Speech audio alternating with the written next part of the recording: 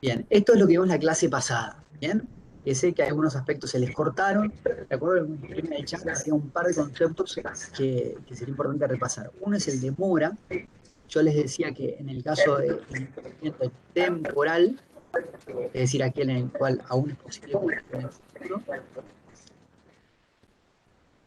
puede ser que alguien tenga el micrófono prendido,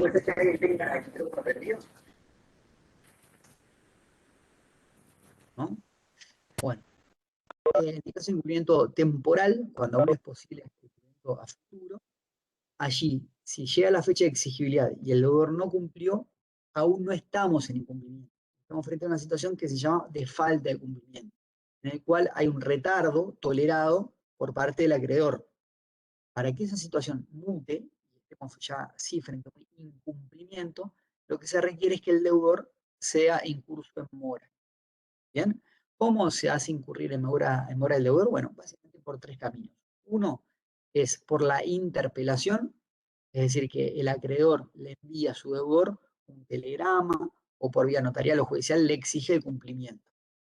La segunda vía es la mora automática, esto es que en el mismo contrato donde se pactó esa obligación se establezca que si vencido el término, si llegado el plazo para cumplir, el deudor no lo hace, automáticamente incurrirá en mora, sin necesidad de interpelación. Y la tercera vía es lo que se conoce como mora por la naturaleza de la convención, es decir, aquellos casos en los cuales la propia naturaleza de la obligación asumida implica la necesidad de que cumpla en cierta fecha y no en otra. Y ahí hemos manejado el caso del vestido de novia. ¿Bien? Es decir, que si una novia contrata a un modisto para que le haga su vestido, por más que no esté explicitado, pero se entiende que no es posible el cumplimiento luego del casamiento. El vestido de novia tiene que ser justamente para vestir durante la ceremonia. Bien, después me han preguntado por el concepto de incumplimiento inexacto. Decimos que además del incumplimiento temporal y el definitivo, esta tercera vía, incumplimiento inexacto, que es aquella en la cual si bien se cumple, el cumplimiento es imperfecto, ya sea por razones de cuantía o cualitativas. Es decir, hagamos el ejemplo de una puerta. Si ustedes me contratan para que yo les fabrique una puerta y la puerta que les doy es de mala calidad, sí, estamos frente a una hipótesis de incumplimiento inexacto. Y la particularidad del inexacto es que el acreedor no tiene frente a sí solamente las dos opciones que brinda el 1431. ¿Bien? ¿Cuáles son las opciones del 1431? Exigir el cumplimiento forzado o pedir la resolución del contrato, malos daños y perjuicios. En el caso del incumplimiento inexacto, para algunos autores, si no amarra, a estas opciones se suman otras. Se puede pedir la rectificación de la obligación, la sustitución de la obligación por otra, o la disminución del precio que se paga como contrapartida, como contraprestación, por esa prestación que se cumplió imperfectamente. Entonces, esos eran los dos temitas más importantes que me habían dicho que se habían quedado trancados.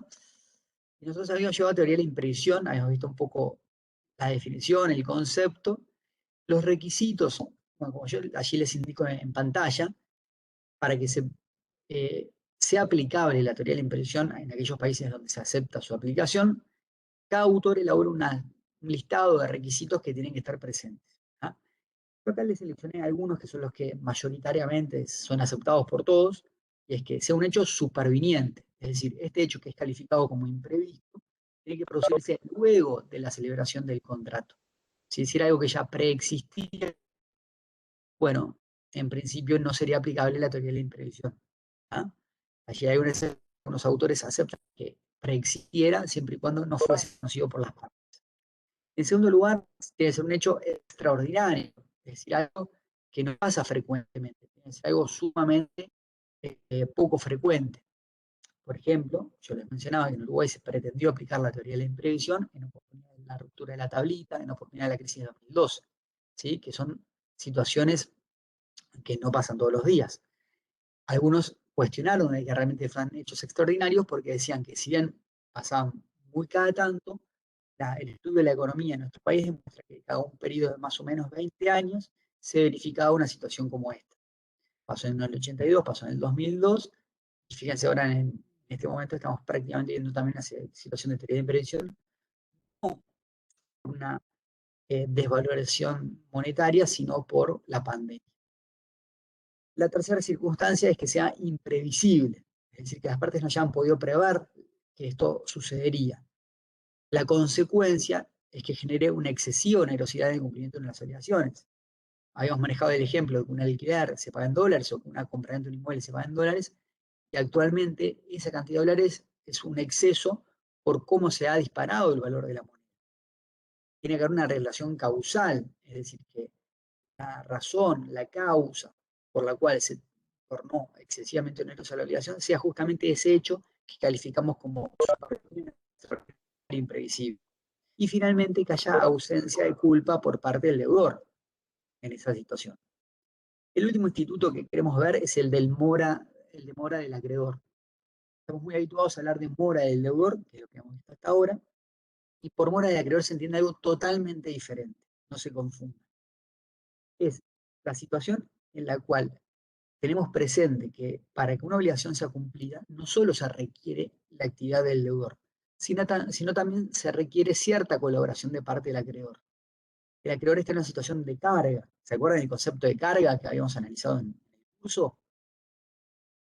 ¿Cuál era la diferencia entre carga y obligación? ¿Qué recuerdan? Profesor, que la carga depende de uno mismo, ¿no? O sea, es uno responsable de presentar las pruebas, hacer todo eso. Si la carga no es obligatoria, pero a su vez la carga es un imperativo del propio interés. Quien está en una situación de realizar la carga, si no lo hace, se perjudica a sí mismo. En cambio, la obligación es el interés del acreedor, de otra parte. ¿Sí? Entonces, acá estamos en esa situación en la cual el acreedor no cumple con esa carga de cooperar con que el deudor pueda cumplir.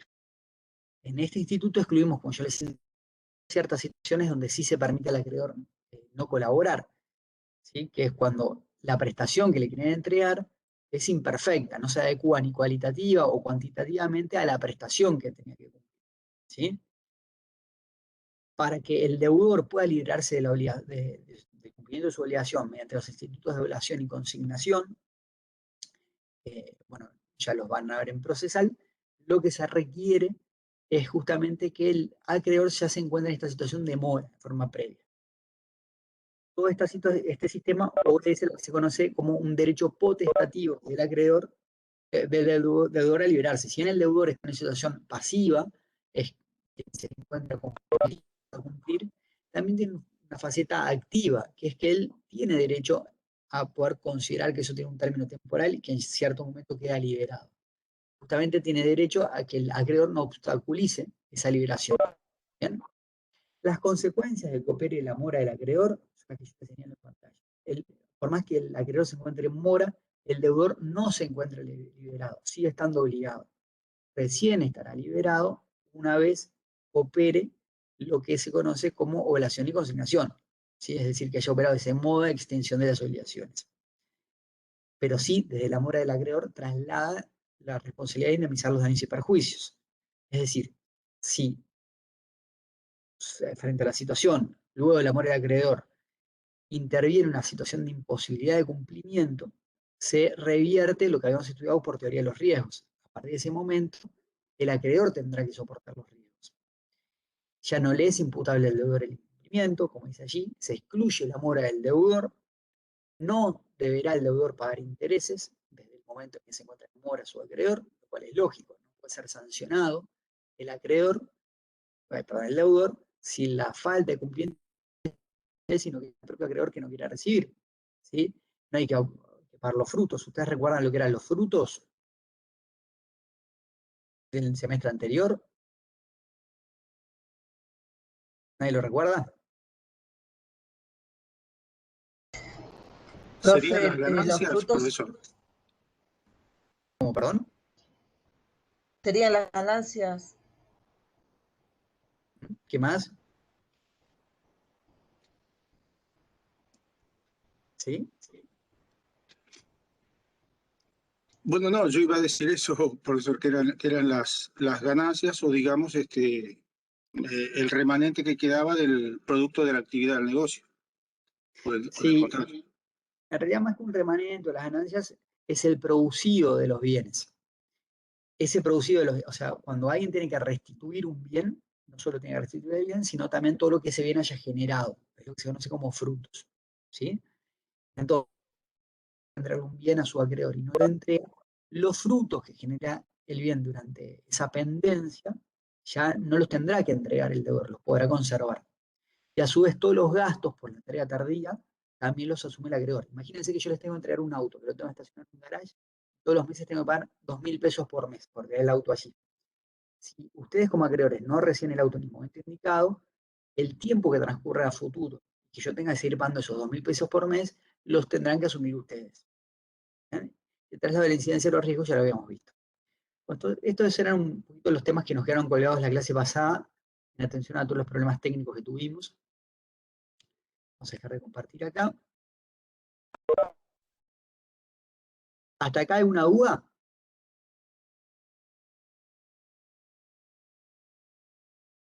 ¿No? Bueno, ¿cómo vienen con la elección de temas? ¿Se fueron Profe, anotando todos? buen ¿Sí? día. Un temita. Yo no puedo escribir en el chat general, solamente le escribí y habíamos pedido con Ángeles Arde y yo hace un rato contratos de adhesión asimétricos y consumo. Digo porque hay unos compañeros que también lo pidieron después. Porque Bueno, últimamente con el tema de Webex lo que está pasando es que me ha pasado en otras clases, que solamente se puede hablar o chatear con los administradores. Entonces, en este momento está generando un problema porque el resto de los compañeros no vemos a lo que nos anotamos. Le digo porque si ve la hora, nosotros con Ángeles lo hicimos más temprano, pero es por eso, bien. para tener una idea de quién está pidiendo qué, nada más porque yo tengo ese Les voy problema, no diciendo sé si el resto lo... los Me temas está que ya pasando tengo lo seleccionados. mismo. Me está pasando Bien, lo mismo. Le Profe, escribo nada más que disculpe, a pero usted. bien, les digo los temas que ya tengo seleccionados según el orden en que los fueron pidiendo. Principal y accesorio queda para Sandra Díaz y Tatiana Vallejo. ¿Sí? Vamos a ir escribiendo acá. Después tenemos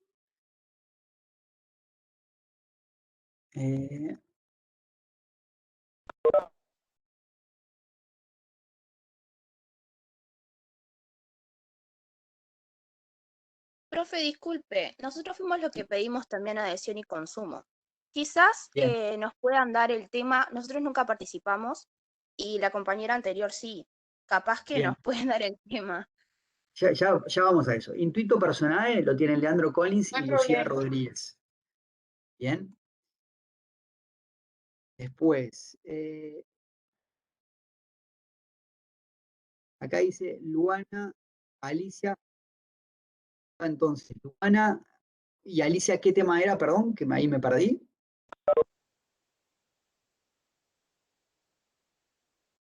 Bueno, ahí quedó cortado. Acá, Camila Reyes tiene típicos y atípicos. Camila Reyes, ¿con quién lo haces?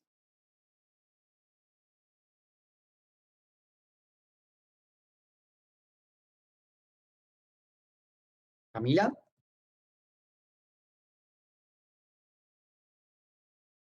¿Me escuchás? Profe, todavía ¿Sí? no tengo compañero o compañera. No sé si alguien quiere hacer ese tema. ¿Un voluntario para hacerlo con Camila? Yo, Camila, profesor, ¿puedo ser yo? ahora. Apa. ¿Quién habló? Gracias, Agustín. ¿Quién habló? ¿Quién lo hace con Camila? Agustina, ¿fuiste tú? Podemos hacer Agustina las y tres, Camila. capaz. ¿Y si lo hacemos las tres, profe? Bueno, ¿cómo son los nombres? Sí. María José Camila, Agustina y Altés. ¿quién más? María José Altés. Virginia Morena. ¿Y quién, perdón? Uy, María Virginia José Morena. Altés. Opa. Bien. Bien, perfecto. A ver, ¿qué más tenemos? Miriam Rodríguez, tú habías pedido contratos de adhesión asimétricos y consumo. ¿Alguien más había pedido ese tema, no, verdad? Sí, no hay problema, igual que los compañeros hagan eso y nosotros hacemos con Ángeles, hacemos de duración, cumplimiento instantáneo y continuado si alguien no lo hizo. Digo, igual. Entonces, ese tema de duración, cumplimiento instantáneo y continuado lo hace Miriam Rodríguez, ¿y qué más dijiste, Ángeles? ¿Cuánto? Ángeles Sardo. Perfecto, ya que voy Ah, anotando. gracias, profe.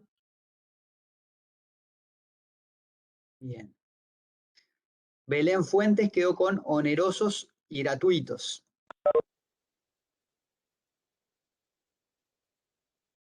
Disculpe la demora, pero sí. ¿Sí? Nosotros, Luana Márquez y Alicia Acuña ya hemos dicho el tema antes, el que acaban de decir, de duración y cumplimiento instantáneo y continuado. Ah, es verdad, es cierto.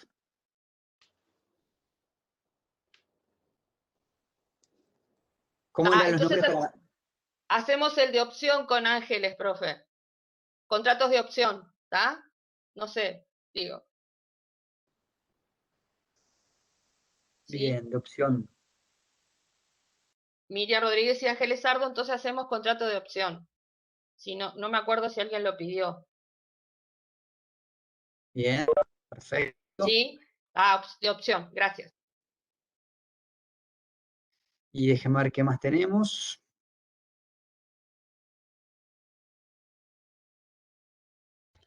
Profesor, Oh, perdón, Romina Fontora, unilateral y bilateral. ¿Con quién más, Romina? Con Silvia Freitos. Bien. Buen día, profesor. ¿Queda algún tema? Ya repasamos, un segundito. Adhesión asimétricos y consumo, Agustina Paz y Camilo Cardoso. A ver, vamos a repasar. Bilaterales y unilaterales nadie lo eligió, ¿no? ¿O sí? Sí, unilaterales y bilaterales, Fontola y Ajeitos. Perdón. Profe, y de ese tema le queríamos preguntar si es en lo que refiere al negocio jurídico, unilateral y bilateral. No, al contrato, no al negocio jurídico. Bien, gracias. profesor, ¿Sí? buenos días. Le hablo por acá porque no sé por qué no me deja mandar mensajes al chat. Bien. Con Franco González y Gastón, para mí se me fue el apellido. Ya le digo el apellido porque se me fue ahora. Queríamos hacer consensuales, solemnes y reales. No sé si ya alguien lo eligió. No, nadie lo había elegido, me parece. ¿Cómo me dijiste los nombres, perdón? Franco González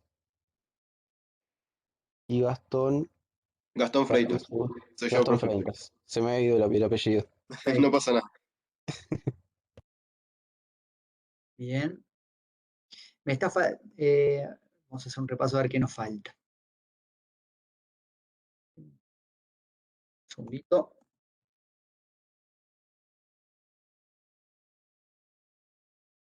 Conmutativos y aleatorios nadie lo pidió. ¿Alguien lo quiere? Nosotros, profesor. ¿Cómo son los nombres? Leticia Urriza y Gastón Latorre. Leticia, hoy te respondí el mensaje por Eva. Bien, gracias. Bien, así que teníamos, para las obligaciones legales, tenemos bilaterales y unilaterales a Silvia Heitos y Romina Fontora, onerosos y gratuitos Belén Fuentes y Brian de la Valle, conmutativos y aleatorios Leticia Urruza y Gastón Latorre, consensual, solemne y real Franco González y Gastón Freitas.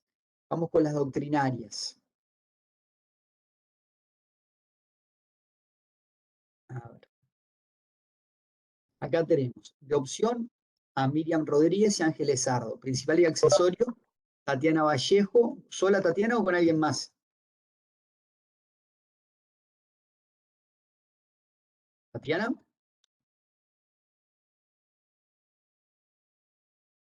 ¿No?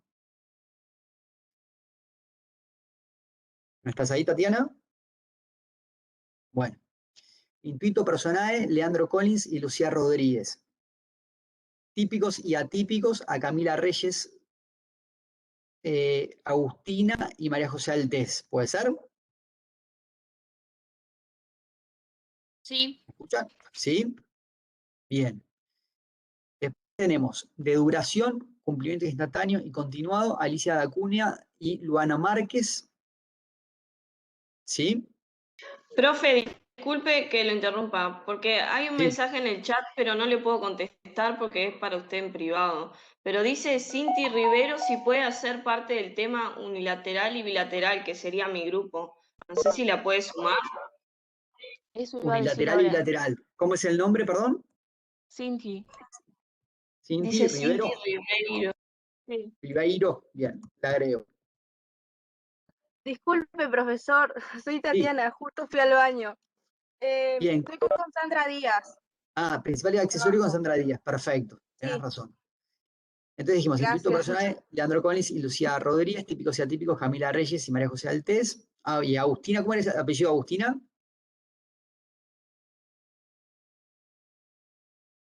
Bueno, seguimos. Duración, cumplimiento instantáneo y continuado, Alicia Acuña y Luana Márquez.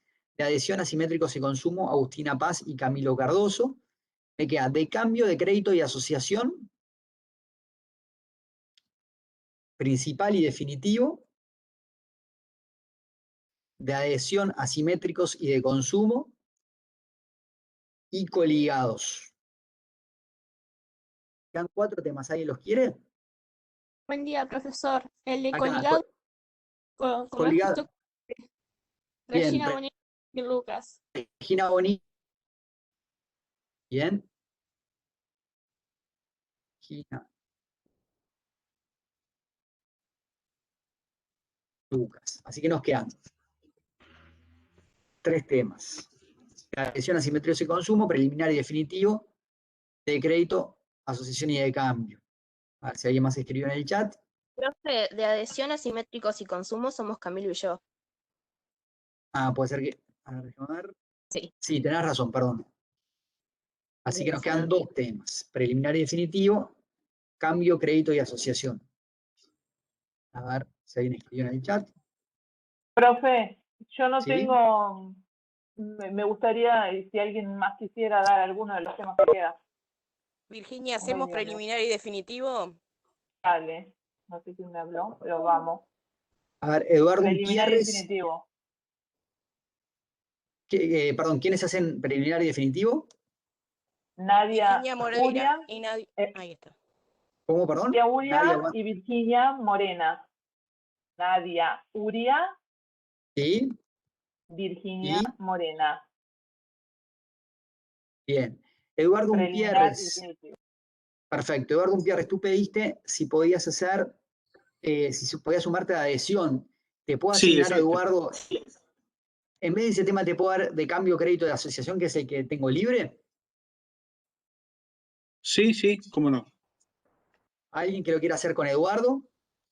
Hola, yo. ¿Cómo es tu nombre? Valentina Skunka. Bien, perfecto. Ahí quedaron todos los temas. ¿Cómo es Disculpe, este tema, profesor. profesor? Este tema, el que te toca a ti, Eduardo, es contratos de cambio, de crédito y asociación. ¿Bien? Soy Leticia Urriza, profesor. ¿Me puede repetir el tema? Leticia, ya te digo cuál es el tuyo. Tengo Leticia. Acá, vos estás en conmutativos y aleatorios. Muy bien, muchas gracias. ¿Bien? Bueno, quedó. No sé si alguno me escribió en el chat y quizás lo pasé por alto y había pedido tema. Creo que no. Bueno, en definitiva la intención es, hoy vamos a seguir dando un par de temas que tenemos listos para hoy sobre el contrato, la definición y demás. Vamos a ver también la autonomía de la voluntad. La clase que viene vamos a hacer publicidad, donde ustedes van a hacer un ejercicio a su vez y por eso les pido que intenten de leer lo que yo les voy a estar subiendo a Eva sobre publicidad o lo que tienen en material asignado en el curso. Y terminado con publicidad, si es la misma clase que viene, genial, si no el viernes, ya empezamos a dar todos estos contratos que señalamos. ¿Bien? ¿Alguna duda? Profe, Sí. disculpe, ¿puede repetir lo del trabajo? Porque a mí se me entrecortó un poco y no entendí bien lo que dijo. Sí, ustedes tienen 3 trabajos para hacer ahora. El primero es que yo les voy a estar subiendo a Eva hoy un cuestionario. También los 3 trabajos son optativos, ¿no? Un cuestionario con calificación para ver un poco los temas que hemos visto estas últimas clases, que más allá de la calificación, creo que está bueno para que ustedes vayan haciendo un repaso, vayan viendo si entendieron o no entendieron los temas y demás, de una forma ir llevando el curso. Profe, Segundo, una pregunta. sí, un segundito. Segundo, los que se anotaron para exponer, bueno, los temas asignados. Y tercero, yo les pido que ustedes lean lo que les voy a subir a Eva sobre publicidad, un artículo doctrinario de Croce, o cualquier otro material sobre el tema de publicidad registral, y en la clase que viene, luego de dar el tema, ustedes van a hacer un trabajo sobre eso. Sí, ¿quién me quiere preguntar algo? Yo quería saber hasta qué hora se puede hacer el cuestionario que va a subir hoy. Y bueno, seguramente le voy a poner hasta el miércoles. Todavía no sé qué hora es el miércoles. Ah, ¿Bien? bueno. Bien, ¿algo más? Sí, profesor, me quedó una duda, porque la clase pasada no pude entrar y no sé si esto ya se había hablado sobre el tema de las exposiciones. ¿Es para el viernes o para un día de estos de la semana? Bueno, es lo que explicaba recién. Nosotros ahora vamos a dar la teoría general del contrato, un poco la presentación del concepto de contrato, noción, evolución del contrato, etc. Y a continuación de eso, si venimos bien de tiempo, vamos a intentar ya dejar dado lo que es autonomía privada. ¿Bien? Si logramos ese objetivo, nosotros vamos a empezar el miércoles con publicidad registral. Apunto a poder el mismo miércoles dar publicidad registral y que nos sobre el tiempo para ya empezar el mismo miércoles con las exposiciones de ustedes sobre estos temas que venimos mencionando. Bien, vamos a ver, esto es un poco dinámico porque a veces si ustedes se enganchan con un tema, a hacer preguntas, a participar, bueno, estamos para que el tema se dilate y estamos bien con los tiempos del curso, así que no hay problema con hacerlo así. Pero en principio ese es el esquema que pretendemos seguir. ¿Sí? Era esto, muchísimas gracias. Empezaría el miércoles, el viernes seguro, y bueno, veremos si da para que el viernes terminemos con todo esto o no. ¿Bien? Los temas que nos toca dar serán en el orden que lo subió al chat. Bueno, es un poco el orden que yo les leí recién. Sí, el orden que lo subió al chat va a ser. Perfecto. Bueno. ¿Algo más? ¿O seguimos adelante? Profe, o sea que legales, bilaterales y unilaterales serían miércoles, entonces, porque es el primer tema. Sí. O sea, habría que ser el miércoles. Para el miércoles, en principio. El objetivo es llegar para el miércoles. Puede ser que se nos atrase y que no lleguemos. El objetivo es llegar para el miércoles. ¿Bien? Vamos a empezar con todo lo que son clasificaciones legales y después con las doctrinales. ¿Bien? Bueno. Seguimos adelante.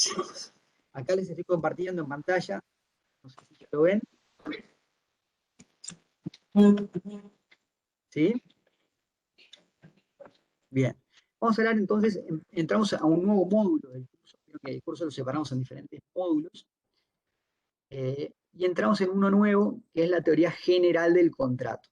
Recuerdan que habíamos visto que una de las fuentes de las obligaciones era justamente el contrato. Lo primero que vamos a ver es cuál es la noción de contrato, o sea, qué quiere decir que algo es un contrato, cómo lo ubicamos en la estructura de la responsabilidad, cuál es la función del contrato a nivel económico y social, cómo evoluciona el contrato desde sus orígenes en el derecho romano en nuestros días, las características actuales del contrato y algunas formas de contratación moderna que vamos a hacer referencia a alguna en la clase de hoy y además de lo que van a estar exponiendo ustedes en las próximas clases.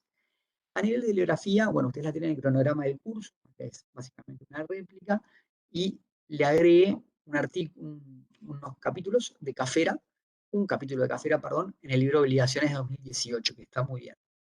¿Bien? Bueno, lo primero que vamos a decir, el contrato es un negocio jurídico. ¿Qué significa que digamos esto, que el contrato es un negocio jurídico?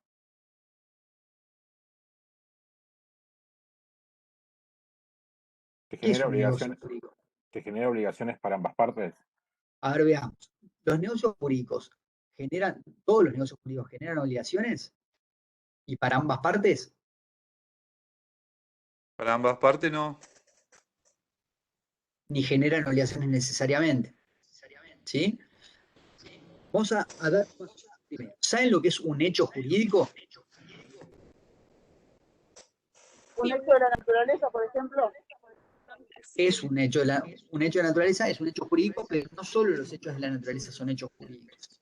Que tiene consecuencias también jurídicas. Exacto. Un hecho jurídico es cualquier acontecimiento, sea de la naturaleza o humano que tiene consecuencias jurídicas. Dentro de ese género de hecho jurídico se encuentra una especie que se llama acto jurídico. Es decir, todos los actos jurídicos son hechos jurídicos, pero hay hechos jurídicos que no son actos jurídicos. ¿Cuáles hechos jurídicos además son actos jurídicos? Son las que interviene, digamos, la voluntad de la persona o la voluntad del hombre. Exactamente. Entonces, son ciertos acontecimientos en los cuales un contrato es un acto jurídico, está muy bien. ¿Por qué? Porque son acontecimientos en los cuales interviene la voluntad humana, ¿sí? Y que genera consecuencias jurídicas. ¿Ah? Ahora, dentro de esta subespecie de acto jurídico, también es posible hacer una clasificación. Hay algunos actos jurídicos que son negocios jurídicos, pero hay otros actos jurídicos que no son negocios jurídicos. Entonces, ¿cuáles actos jurídicos son negocios jurídicos? Sabemos que por ser actos jurídicos son acontecimientos en que interviene la voluntad humana que tienen consecuencias jurídicas. ¿Para qué esa definición? Además de un negocio jurídico, ¿qué le tenemos que agregar?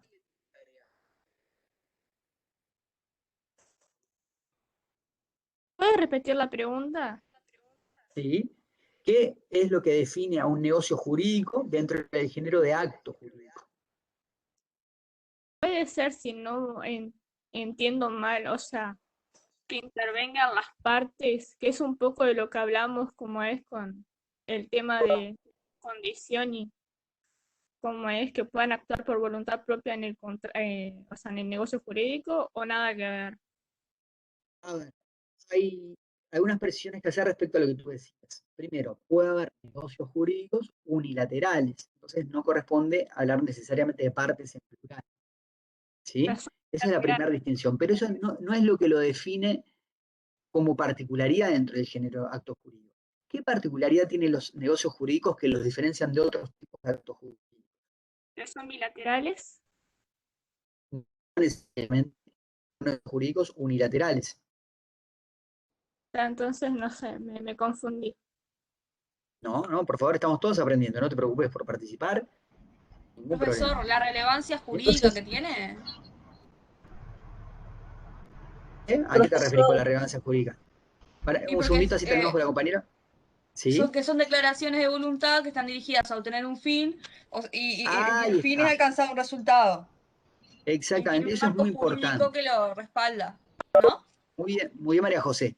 Porque acá no solo interviene la voluntad humana, sino que a su vez la consecuencia jurídica es querida por las partes. ¿Sí? Eso es lo que más o menos quería decir, pero también me expresé mal, pero ahora me quedó claro. No, está bien.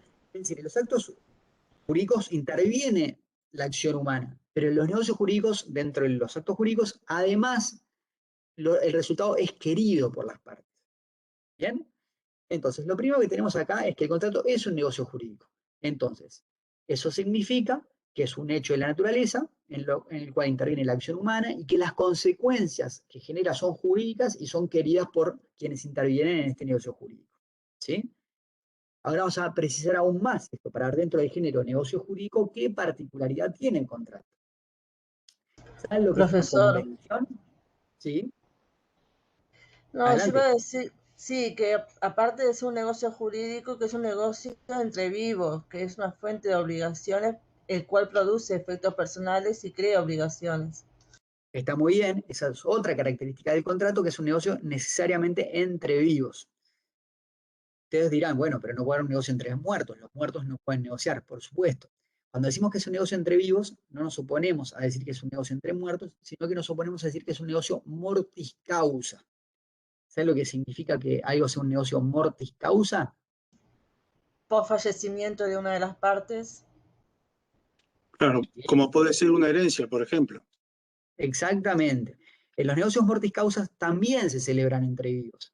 Pero la consecuencia en los negocios mortis causa es que los efectos se producen recién cuando fallece la persona. Caso típico del testamento.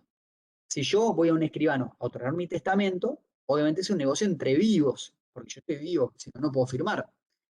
¿Sí? Pero la consecuencia del testamento está prevista para que opere una vez que yo me haya muerto, no antes. En cambio, cuando hablamos de negocios jurídicos entre vivos, a lo que nos referimos no es en puridad que las partes están vivas, sino que los efectos jurídicos se producen antes de la muerte de quienes intervienen. ¿Sí? Bien. Yo les decía que dentro del género negocio jurídico, a su vez, hay otra especie que es un negocio bilateral del contrato. No es lo mismo decir que un contrato es bilateral que decir que un negocio jurídico es bilateral. Y vamos a dejar ya sentado esto desde ahora. Decir que un negocio jurídico es bilateral es que en él intervienen dos partes. En cambio, los negocios jurídicos unilaterales intervienen una sola parte. Ejemplo que tomamos recién, el testamento. El testamento es un negocio unilateral porque solamente el testador es parte en él. En cambio, los negocios jurídicos bilaterales hay dos partes que son quienes intervienen en ese contrato. Por ejemplo, una compraventa, un negocio jurídico bilateral. Está el comprador y está el vendedor. ¿Sí? Que un contrato sea bilateral, por supuesto que implica que intervienen dos partes, porque es un negocio jurídico, un contrato. Y como es un negocio jurídico bilateral, todo contrato. Entonces, el contrato, por ser bilateral, el negocio jurídico bilateral necesariamente está compuesto por dos partes. Pero que el contrato además sea bilateral, quiere decir que una sola de esas partes resulta obligada. ¿Sí? Puede ser que en un contrato intervengan dos partes, pero que solo una de ellas resulte obligada. O puede ser Profe, que ambas. Sí. ¿sabe que ahí yo tengo mi pensar totalmente diferente? Pienso que el contrato cuando es bilateral hay obligaciones de ambas partes, porque Sí, perdón, yo yo le te lo vendo dije a al usted revés. Claro, No, porque no, digo, yo le vendo la computadora a usted, yo estoy obligada a darle la computadora y usted a pagarme. yo lo dije al revés, pero vamos a hacer una precisión igual. Repaso, yo se lo dije mal. El contrato jurídico el contrato es bilateral cuando las dos partes están obligadas y unilateral cuando una de las partes está obligada. Ahora hay una precisión que ya lo van a ver los compañeros la clase que viene, y es que puede haber contratos, ¿sí?, unilaterales en los cuales ambas partes tengan prestaciones. Para que un contrato sea bilateral, se requiere que las prestaciones que asumen las dos partes estén en relación de dependencia, sean recíprocas. ¿Sí? Ahora eso lo vamos a ver en otro momento. Lo importante ahora es que ustedes puedan distinguir el concepto de negocio jurídico bilateral y de contrato bilateral. Para que un negocio jurídico sea bilateral, en él intervienen dos partes. Para que un contrato sea bilateral, ambas partes y además recíprocamente. ¿Sí? Pues bien, vamos un paso atrás. Los negocios jurídicos bilaterales, los que intervienen dos partes, se llaman convenciones. Entonces, el contrato no solo es un hecho jurídico, no solo es un acto jurídico, no solo es un negocio jurídico, sino que es un negocio jurídico convencional. Y dentro de las convenciones, de los negocios jurídicos donde intervienen dos partes, al menos, tiene una particularidad más, que es una convención que genera obligaciones. Ahora vamos a ir a eso con más detenimiento.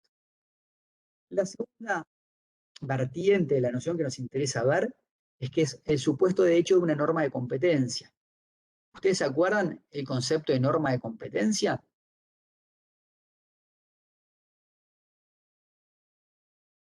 Cuando vimos los conceptos de norma de cambio, norma de competencia, norma jurídica, ¿se acuerdan de eso?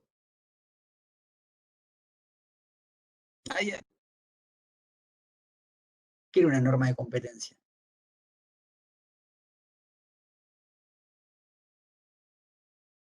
Participen, no importa que se equivoquen. ¿Puede repetir la pregunta? ¿Sí? ¿Qué es una norma de competencia? Es la que atribuye, por ejemplo, hay una norma de competencia que atribuye a los particulares, en este caso, a que en un contrato cada uno ponga sus pautas, siempre obviamente con limitaciones legales, pero que cada uno arme sus pautas. ¿Puede ser eso? A ver, ¿quién más? ¿Están de acuerdo con lo que decía Silvia? ¿Discrepan? Profesor, yo tenía un concepto que era que la norma de competencia es, digamos, un conjunto de conocimientos, habilidades, actitudes o destrezas que son aplicados para el desempeño de una función determinada que puede ser productiva, por ejemplo. No nos referimos a eso cuando hablamos de norma de competencia en esta materia. Porque esto es más bien laboral, ¿no? Sí. ¿Quién más? ¿No recuerda nada de esa clase? Profesor, ¿puede ¿Sí? ser cuando un juez está habilitado para actuar en determinada cosa? Ahí estamos, nos estamos aproximando al conocimiento. Muy bien, Adriana. ¿Quién más? Profe, ¿puedo? Puede ser cuando Sí, adelante, Camilo. Yo tenía como que son una subespecie de las normas de cambio. Muy bien, ¿qué significa? Involucran un acto voluntario de personas que se dirige a crear o básicamente a expulsar una norma dentro de un sistema, ¿verdad? Muy bien, Camilo. ¿Regina? Sí, o sea, como que establecen determinada validez a los órganos a través de la de cambio. No sé si me... Bueno, se cortó un poco, pero creo que te entendí. En base a lo que decían ustedes, dentro de normas jurídicas tenemos esta especie de normas de cambio, y entre las normas de cambio, normas de competencia. Son aquellas normas que reconocen la facultad a ciertas personas y a ciertos actos de modificar el mundo jurídico.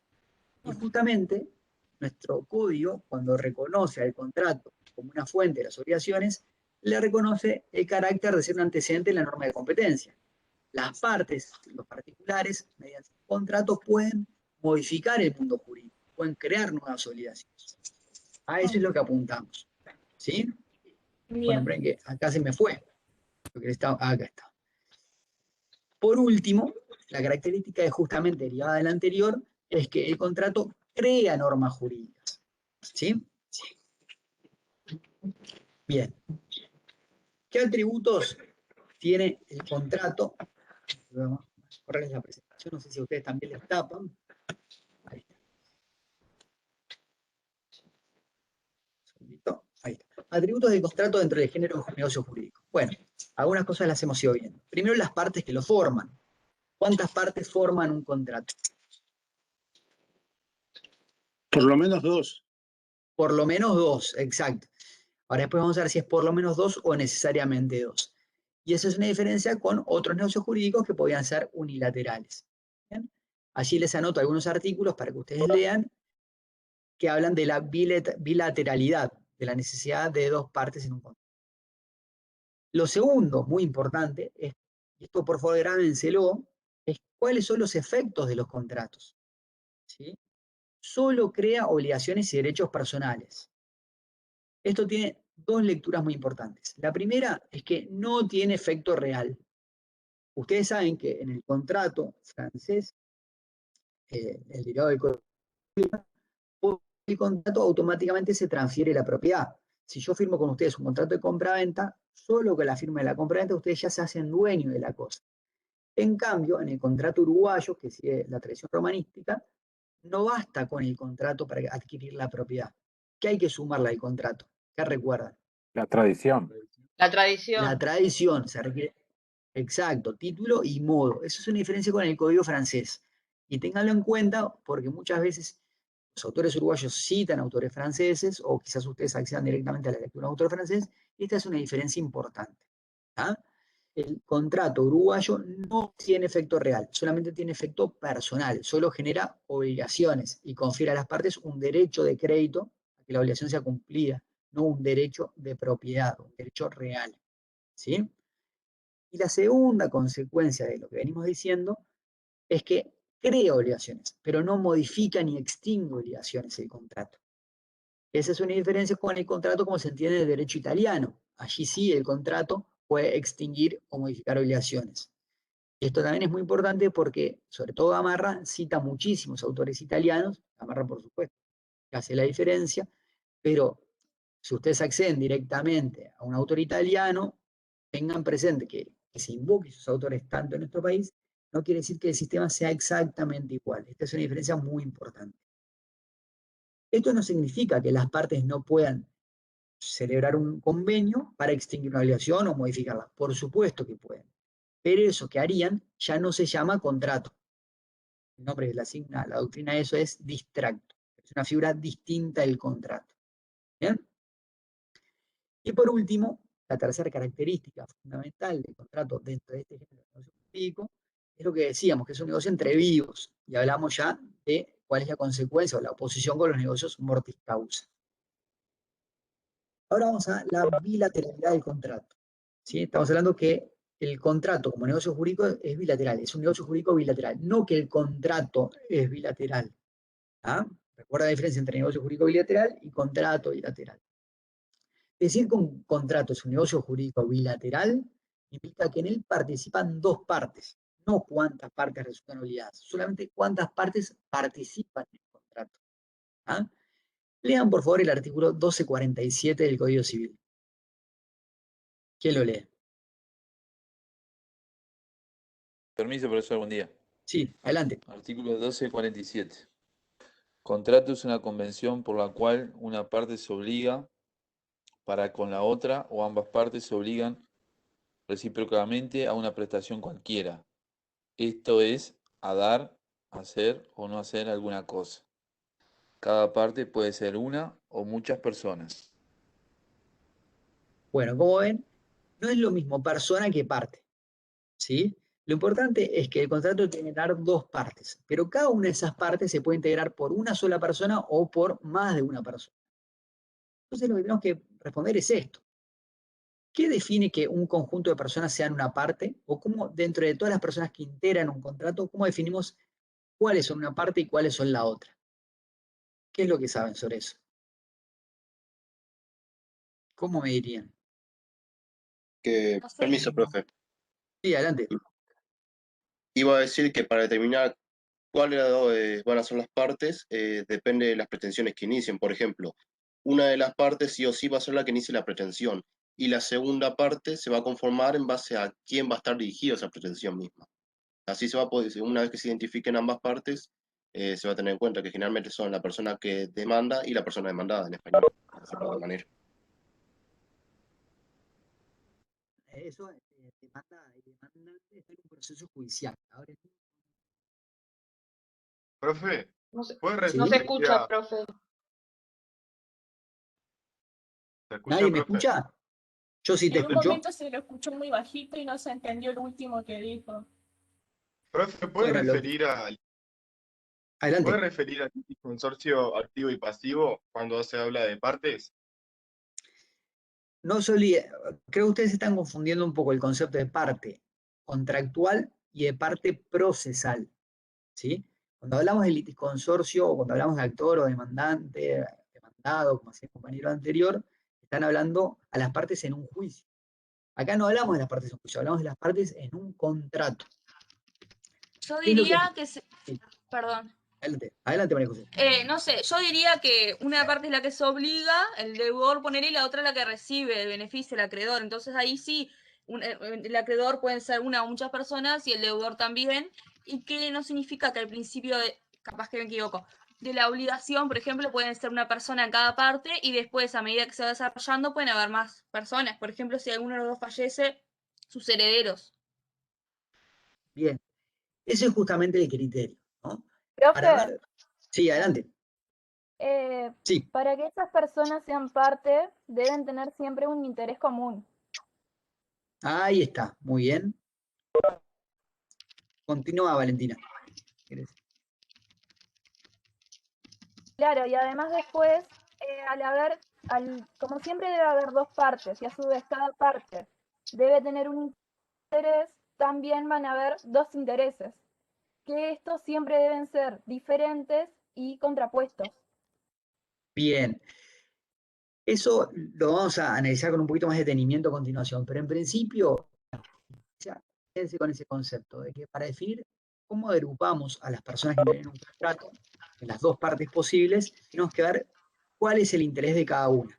Y en todo contrato hay dos centros de interés, ¿sí? Por ejemplo, en el caso que hablaba la compañera de alguien que compra y alguien que vende, hay un interés comprador y un interés vendedor, ¿sí? No quiere decir que esas personas que agrupamos bajo un mismo interés tengan comunidad de intereses en todos los aspectos, sino que solamente sobre el punto en cuestión dentro del contrato, sobre ese aspecto, tienen el mismo interés. ¿Sí? Por ejemplo, un contrato entre ustedes y yo para que les dé clases. Puede haber un interés común de todos ustedes en recibir esa lección y un interés común mío en impartir esa lección. ¿Sí? Que ustedes sean partes y puedan ser aglutinados dentro del mismo centro de interés en recibir la lección no quiere decir que ustedes tengan una comunidad total de intereses. A lo mejor el interés de uno de ustedes es que quiera recibir la lección porque si lo cursa, si cursa la materia le brindan una beca del Fondo de Solidaridad, otro porque le interesa aprobar la materia, otro porque ya tiene aprobada la materia pero la quiere repasar, otro porque no le interesa repasar ni nada, sino porque, no sé, hizo una promesa de cursar la materia. O sea, el interés que los mueve puede ser muy diverso, pero hay algo en común en todos los intereses de ustedes y es querer recibir la materia. ¿Sí? Bien. Para entender este concepto de interés, que es un poco ambiguo, complicado de comprender, tenemos que darnos cuenta de que por interés es sí una noción económica. Recuerden que el contrato es una figura que emana de, digamos, de una concepción muy liberal, tal cual la tenemos estructurada. Esa concepción liberal parte como centro de esquema. Entonces, en una noción económica, interés es aquello que nos mueve a satisfacer. Es la disposición que tiene el sujeto a preocuparse, a procurarse un cierto bien o servicio, como dice la pantalla, que sirva para satisfacer una necesidad suya. ¿Bien?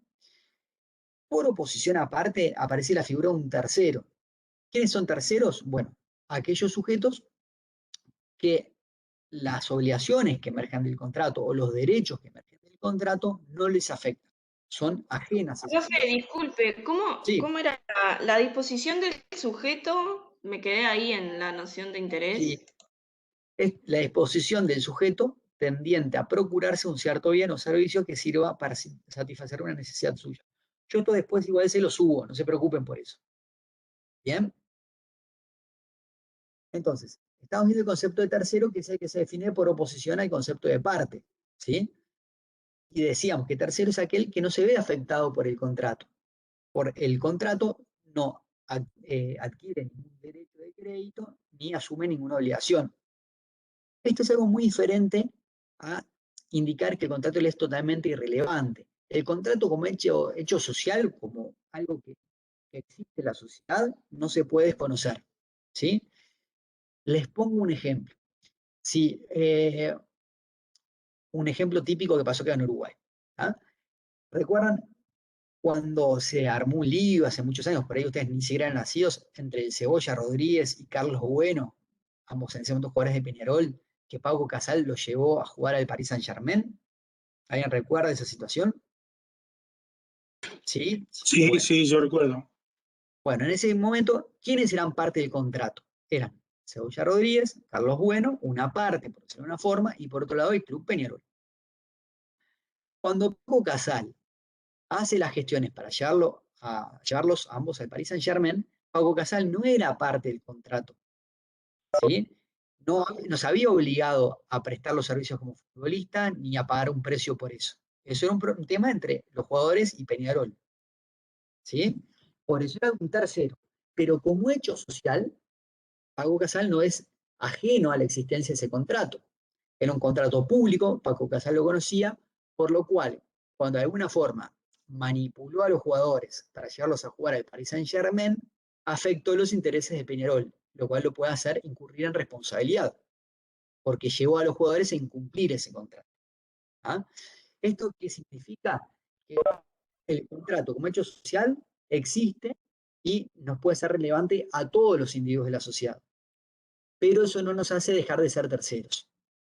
Somos parte y no terceros cuando, además de que reconozcamos su existencia como hecho social, asumimos una obligación o un derecho por ese contrato.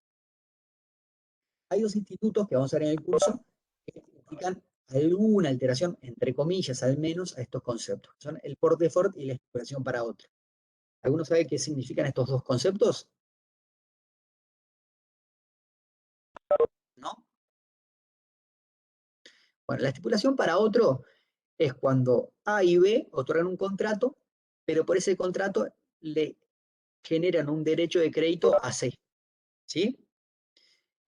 Por ejemplo, si yo contrato la escuela para que mi hijo vaya a estudiar en ella, ¿bien? Parte del contrato con el colegio es el colegio, mi hijo formalmente no es parte del contrato, no es el contratante, no es que yo represento a mi hijo en ese contrato con el colegio. Mi esposa y yo somos los contratantes, pero el beneficio es a favor de mi hijo, que es el que recibirá la educación, ¿sí? O cuando le pongo un club deportivo, un montón de situaciones en las cuales el beneficiario es un tercero, ¿bien? Mi hijo sería C, como dice Romina acá, exactamente. ¿Qué sucede aquí? Uno podría decir, bueno, entonces acá el contrato está generando un derecho de crédito a alguien que no fue parte de él. Entonces, ¿mi hijo es parte y no es tercero? No, también sigue siendo tercero, porque para que efectivamente mi hijo adquiera los derechos, o cualquier tercero adquiera un derecho a una estipulación para otro, tiene que aceptar, por lo menos tácitamente, recibir ese beneficio. ¿Bien? Pero esa aceptación lo hace ser titular del beneficio, pero no parte del contrato. El porte fort es la figura inversa, que es, imagínense que yo, junto con mis hermanos, somos dueños de un inmueble y lo queremos vender, pero mis hermanos están en el exterior. Aparece una intención de comprar y firmamos un boleto de reserva por el cual yo digo que me obligo a vender, pero que también mis hermanos se obligarán a vender. Por ese contrato, ¿ustedes qué opinan? ¿Mis hermanos asumieron la obligación de vender, sí o no? ¿Qué piensan? Si no había una representación que esté firmada o algo, no. Exactamente, Eduardo. Yo no puedo obligar a mis hermanos si ellos no me dieron un poder para que así lo haga. Ellos seguirán totalmente libres como antes de que yo haya firmado el boleto de reserva. Pero esa situación que se llama porte fort, en la cual yo me obligo a que ellos asuman una obligación, ¿sí? Implica que eventualmente cuando ellos acepten esa obligación que yo pacté por ellos pasarán a estar obligados, no antes. Por eso tampoco el porte fort implica alterar este criterio diferenciador entre qué es parte y es tercero. En ese contrato, en ese boleto de reserva, ¿sí? Quienes asumieron obligaciones y quienes asumieron derechos somos quienes firman el contrato, no mis hermanos. Siguen siendo terceros. ¿Bien? Otro aspecto que es importante que diferencien es el concepto de parte en sentido formal y sustancial. ¿Saben esta diferencia en qué consiste? ¿No? Bueno, tomemos el ejemplo que recién manejaba el compañero. A ver, mis hermanos son dueños de un inmueble, yo no. Ellos son los únicos dueños. Pero como no van a estar en el país para firmar la venta, me dejan un poder para que yo los represente a ellos. El día del contrato, yo voy y firmo como apoderado de ellos la venta de ese inmueble. ¿Yo soy parte del contrato, sí o no? ¿Qué piensan? ¿No sería como una Permiso, especie de profesor. representante, profesor? Si es un representante, está representando a determinada parte, pero no siendo parte. Exactamente. Partes, en sentido sustancial, son aquellos que se ven afectados por el contrato, quien asumió una obligación o quien asumió un derecho, ¿sí? Y eso sucede respecto de mis hermanos, no de mí. Ellos son partes en sentido sustancial, yo no. Parte en sentido formal es un concepto distinto. Es aquel que participa del diálogo contractual, por ejemplo, dice Amarra. Aquel que va y firma el contrato cuando su contrato fue escrito. En este caso, yo soy parte en sentido formal, porque yo participé del contrato. Pero como no vi mis intereses afectados, sino los de un tercero, no soy parte en sentido sustancial. Cuando hablamos de partes contractuales, nos referimos a las partes sustanciales, no formales. Yo, como apoderado de mis hermanos, sigo siendo tercero, sustancialmente, ¿no? Ahora Permiso, bien, profesor. sí, Porque en ese caso no estaría afectado el patrimonio mío, sino el de mis hermanos. exactamente, tú lo has dicho. Como no está afectado tu patrimonio, no está afectado tu interés. Siendo un poquito para atrás, hace unos momentos cuando veíamos cuál era el concepto de de contrato y cómo podemos distinguir los dos tipos de interés y ver cómo aglutinar a las personas dentro de una parte y no en otra, una compañía hacía referencia a la contraposición de intereses. ¿Sí? Y vamos a repasar un poco de concepto y esto es un poco engorroso. A ver, decimos que en un contrato, ¿sí? En tanto negocio jurídico bilateral, tiene que haber dos partes. Significa que hay dos intereses distintos. ¿Bien? Esos dos intereses distintos implican que cada parte es titular de uno de esos intereses. ¿Bien? Por eso son dos partes y dos intereses. ¿Sí? Hemos visto en la pantalla que no todos los negocios jurídicos tienen dos partes. Algunos negocios jurídicos tienen una única parte y vimos el ejemplo del testamento. ¿Sí? ¿Recuerdan? Ahora, estos intereses distintos, ¿tienen que ser contrapuestos o no? Lean el 287, por favor.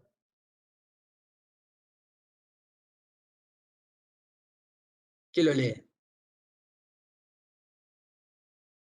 Yo lo leo, ¿Algún profesor. comentario? Sí, adelante. 287. Es de la causa para obligarse en los contratos. Perfecto. Dice el 287, en todo contrato oneroso es causa para obligarse cada parte contratante, la ventaja o provecho que le procura la otra parte. Si el contrato es gratuito, la causa se encuentra en la mera liberalidad del bienhechor. Bien, exactamente. Entonces, acá el criterio es que los intereses tienen que ser opuestos, contrapuestos. Lo que quiere uno es contrario a lo que quiere el otro. Uno quiere vender y el otro quiere comprar. ¿Ah? Pero esto también se verifica en los contratos gratuitos, aunque parezca más difícil de verlo. Pero un contrato gratuito, en este caso típico una donación, uno quiere darle una ventaja al otro y el otro quiere recibir esa ventaja. ¿Ah? ¿Qué problema nos presenta esto? Bueno, justamente, como decía la pantalla, las figuras asociativas. Si todos nosotros nos asociamos para constituir una sociedad comercial, ¿sí? Ahí, en realidad, no hay un interés contrapuesto entre ustedes y el mío. Son intereses distintos, pero convergentes. Todos tenemos un objetivo común, que es formar esa sociedad. ¿Sí?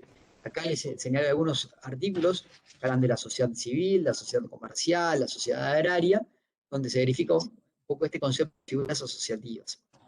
Entonces, esto nos presenta un desafío. ¿Qué hacemos? ¿Consideramos estas figuras asociativas como verdaderos contratos o no? Si consideramos que son verdaderos contratos, bueno, entonces tenemos que rever ese concepto de que un contrato implica que existen dos intereses contrapuestos, porque acá los intereses existen, pero no son contrapuestos.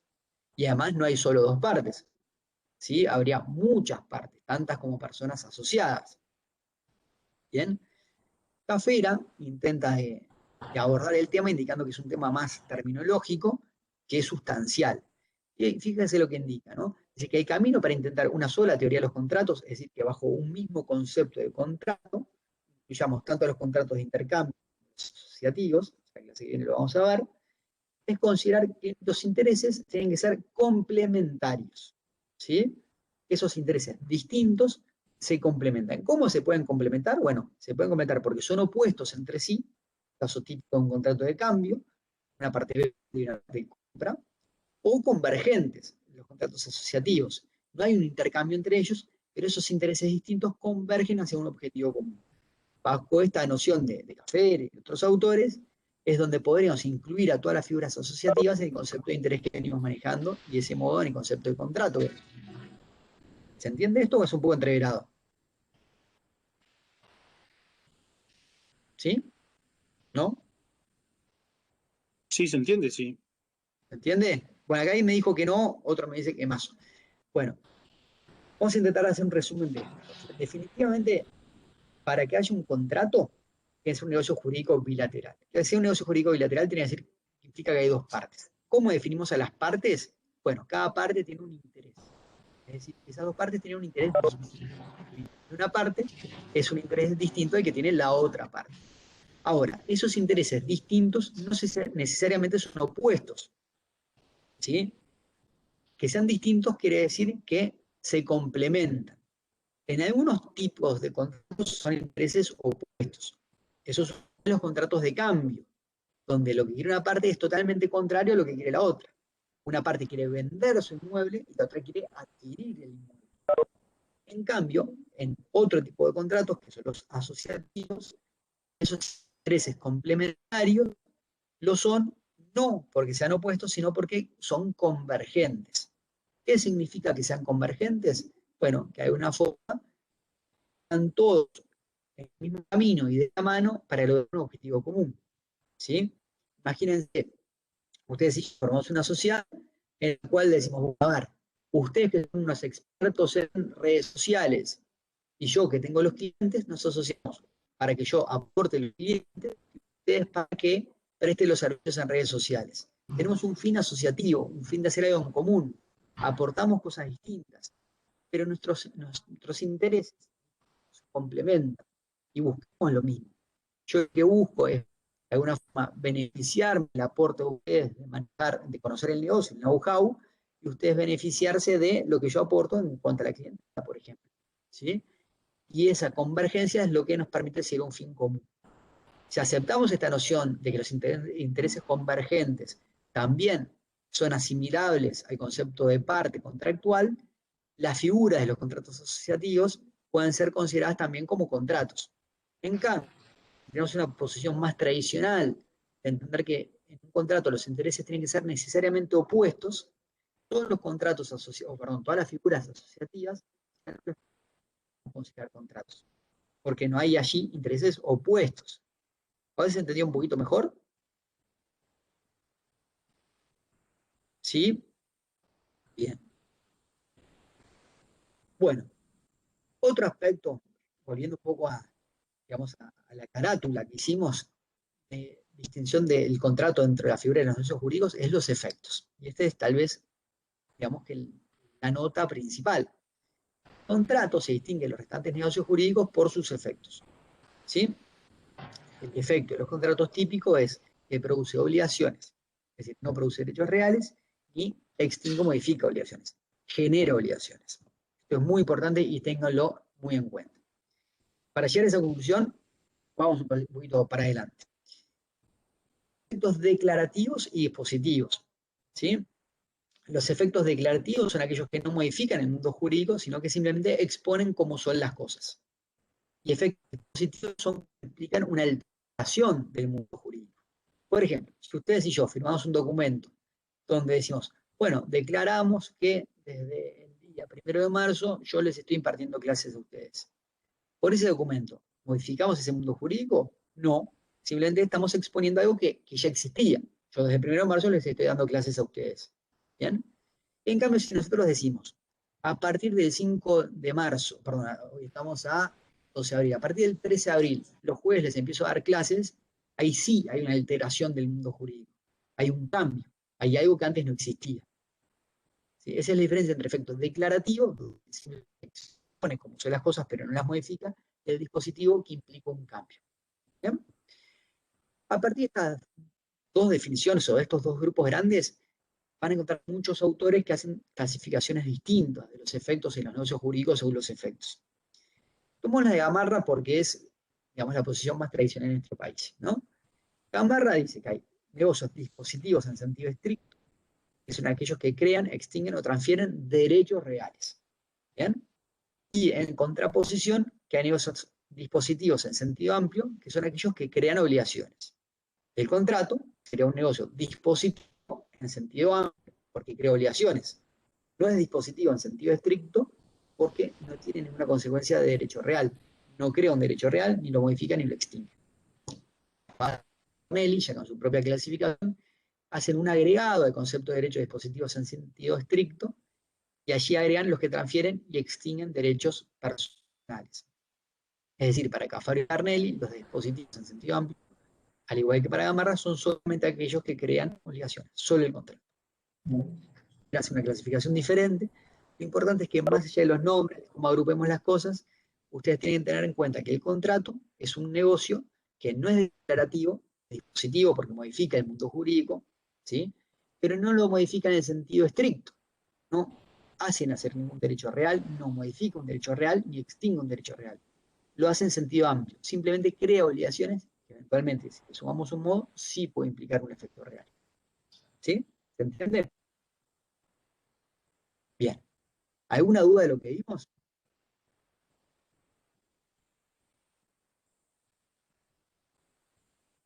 ¿Se entiende? ¿Alguna duda? ¿Cómo estamos con esto? Ustedes no se olviden que Profe, todos... ¿me puede Sí, repetir esta adelante. última parte que dijo que el contrato era dispositivo, pero en sentido amplio? Exacto. ¿Por qué es en sentido amplio y no en sentido estricto? Porque ser dispositivo en sentido estricto implica, para Gamarra, modificar, extinguir o crear un derecho real. Y el contrato uruguayo no crea, no modifica ni extingue derechos reales, solamente crea derechos personales. ¿Sí? Bien. Ustedes, de todos modos, más allá de lo que damos en clase, que yo les suba las clases grabadas, que les suba las presentaciones, es muy importante que lo lean. Tengan en cuenta que no es lo mismo escribir algo, uno lo piensa, lo relee, lo corrige, que estar exponiendo en el momento en base a lo que uno recuerda, que se puede equivocar porque somos humanos, y quizás ustedes se quedan con un concepto de algo que yo digo erróneamente. Siempre revisen, lean, y aparte la profundidad del libro es mucho mayor a la profundidad que uno puede llegar a tener en clase. ¿Sí? El objetivo de la clase es distinto al objetivo del libro. En la clase yo solamente apunto a darles las nociones básicas, lo mínimo. Entiendo que es importante que ustedes sepan, considerando el tiempo que tengo disponible. El libro presenta una posibilidad de dar una profundidad mucho más grande. Lo que ustedes van a aprender con el libro es mucho más de lo que pueden llegar a aprender en la clase. ¿Sí? Bien. En estos poquitos minutos que nos quedan, vamos a ingresar brevemente a lo que es autonomía. Voy a abrir acá. Autonomía de la voluntad. Autonomía privada. Y la clase que vamos a culminar con este tema y vamos a ver publicidad. ¿Sí? Bien. Bien, profesor. A ver, ahí estoy empezando a compartir. Bien. Bibliografía para este tema. Como siempre, les señalo bibliografía complementaria, adicional. Lo tienen todo en el cronograma de todos modos. También aquí sucede que les agregué el libro de Cafera sobre obligaciones. ¿Sí? No son muchas páginas, está muy bien. Más allá de lo que sugiere acá la bibliografía, creo que estaría bueno que ya, a los que tengan eficacia contractual de Carnelli, la página 12. ¿Sí?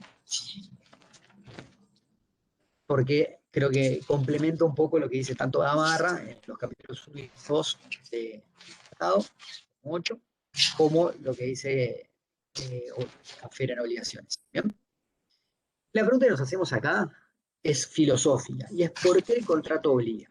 ¿Qué opinan ustedes? ¿Por qué el contrato obliga?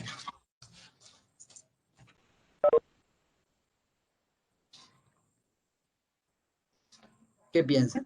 Yo pienso, profesor, que porque las dos partes, una se obliga a cumplir con cierta parte del contrato y la otra también.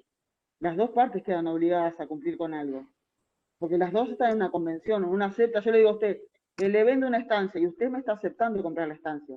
Usted me acepta el precio que yo estoy poniendo de la estancia. Entonces ahí Bueno, yo creo que por eso las dos partes se obligan. lo que tú decís no está nada mal, y de hecho es lo que llaman algunos autores consideration. ¿Bien? Ahora vamos a hablar de eso. Pero, ¿cómo explicás eso en los contratos unilaterales, donde solamente una parte se obliga? Por ejemplo, una donación. ¿Por qué el donante se obliga? Sí, ya voy contigo. Permiso. Perdón. ¿Sí? Porque Sí, yo no- adelante. Profesor, en los de Sí, gratuitos, vamos a dejar a la compañera. Sí, perdón, adelante. Adelante, Sí, por- ¿qué habla? Sí. Para mí, te obligás por el interés que tenés de realizar tal cosa en el contrato. El interés es lo que me hace obligarme a mí y hace obligar al otro en la convención del contrato, ¿no? Bien, eso se asimila al concepto de causa, que también lo veremos. Ahora en sí, la donación, compañeras que querían participar. Adelante. en la donación, por ejemplo, yo quiero dejar mi casa al Ministerio de Transporte, porque quiero dejar la casa a ese ministerio y no quiero que nadie más se quede con eso. Yo soy propietaria, tengo el dominio de esa casa y me obligo a dársela, porque yo me comprometí a dársela. Ahí me parece que surge la obligación. La otra parte no está obligada a aceptarla, puede aceptarla o no, pero yo estoy obligada a darla porque yo di mi palabra que la iba a dar. Bien. ¿Quién más participa? Profesor. Yo, profesor, Sí. en la donación hay un concepto importante que es la liberalidad. Entonces, hay una, yo, si bien doy, elijo dar. Tengo esa liberalidad para poder hacerlo. Y en los otros contratos bilaterales hay una satisfacción de intereses. O sea, yo doy a cambio, recibo algo a cambio. Ahí hay una convención. Bien. Profesor, ¿Quién más? Adelante.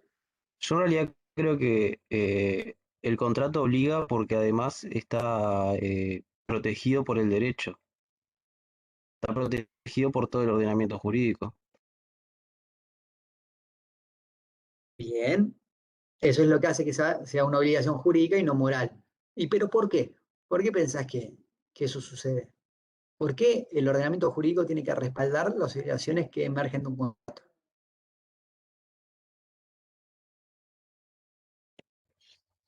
Bueno, acá en realidad Para que puedan ser sería, cumplidas. Ah, perdón. lo que iba a decir era que en realidad el derecho lo que hace es, como lo que hoy decíamos de las normas de cambio, con normas de cambio le da a ciertas personas la autoridad normativa para poder crear normas jurídicas, que en este caso serían los contratos. Bien. Bueno, nosotros vamos a ir por acá, para la clase que viene, que piense justamente esto que estamos conversando, ¿sí? ¿Por qué les dice a ustedes que el contrato obliga a que lean? Yo les señalé la bibliografía, pero pueden leer como siempre lo que quieran. Vamos a terminar este tema en la clase que viene, vamos a hacer publicidad, vamos a ver si hacemos el ejercicio que tenemos en mente, y ya empezaríamos con la clasificación de los contratos. ¿Alguna duda? No, profesor. ¿No? Profe, Bien. en mi caso, mi grupo tenía que dar, tenemos que dar el miércoles.